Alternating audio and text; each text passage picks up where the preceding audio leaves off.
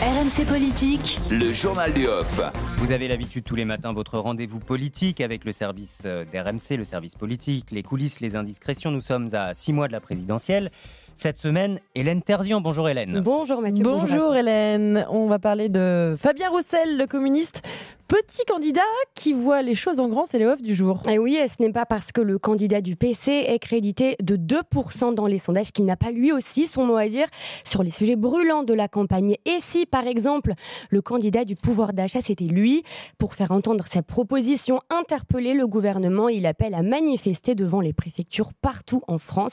Il sera ce matin devant celle de Lille, point d'orgue de ce mouvement. Le 21 novembre à Paris, un grand rassemblement pour le pouvoir d'achat.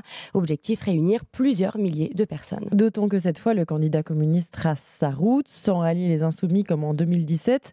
Alors, aucun regret ? No tears, no regret, répond un de ses lieutenants. Pas de larmes, pas de regrets. En ne soutenant pas cette fois Jean-Luc Mélenchon, les proches de Roussel ont conscience, sans le vouloir, qu'il prive le candidat insoumis d'un gros réservoir de parrainage. En 2017, la moitié des signatures venaient des communistes. C'est sûr que cette fois, ça leur donne plus de travail et que les équipes de Mélenchon préféreraient s'occuper d'autre chose.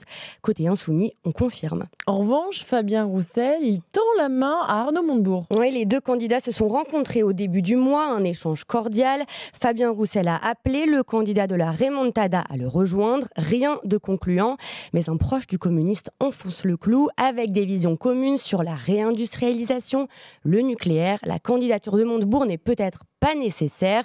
Il ira jusqu'au bout, rétorque l'entourage de l'ancien ministre. Et demain, 8h35, 9h sur RMC et BFM TV, Fabien Roussel, justement, qui sera l'invité de Jean-Jacques Bourdin. Allez, les autres infos ce matin, Hélène.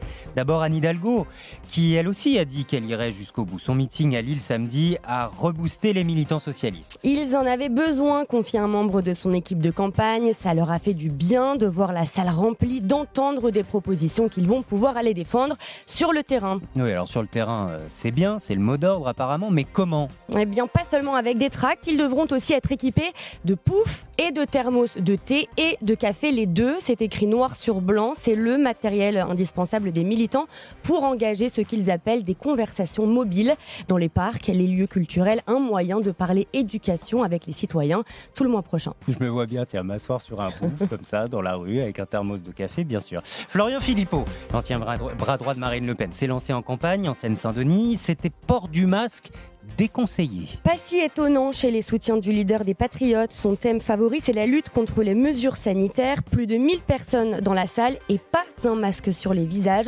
En porter un n'était même pas très bien vu. Notre reporter sur place en a fait les frais. Violemment pris à partie lorsqu'il a osé se couvrir le visage à l'intérieur de la salle.